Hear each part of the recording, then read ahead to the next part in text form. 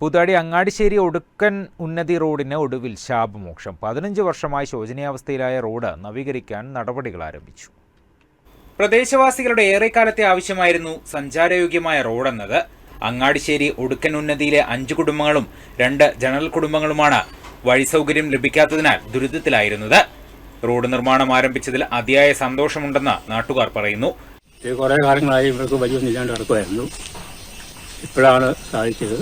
10-15 കൊല്ലമായി ഈ വഴി ഇങ്ങനെ വെട്ടി നിരപ്പായി ഇട്ടേക്കുമായിരുന്നു. വഴിയായിട്ട് അങ്ങ് ഇട്ടേക്കുണ്ടായിരുന്നു.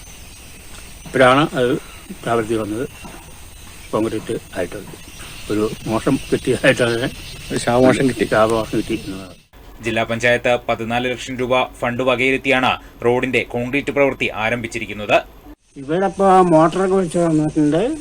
പിന്നെ ഇനി നമ്മുടെ വീടിന്റെ ബാക്കിലൊരു ടാങ്കിങ് കൂടെ ചെയ്യണം. പിന്നെ ഇതിനൊരു ലൈറ്റൊക്കെ കിട്ടണം. കൂടാതെ ഉന്നതിയിലെ കിണറിന് മോട്ടറും ടാങ്കും സ്ഥാപിക്കുന്നതിനും ഫണ്ട് വകയിരുത്തിയിട്ടുണ്ട്. ബിജു നാട്ടുനിലം, വയനാട് വിഷൻ, കിണിച്ചിറ.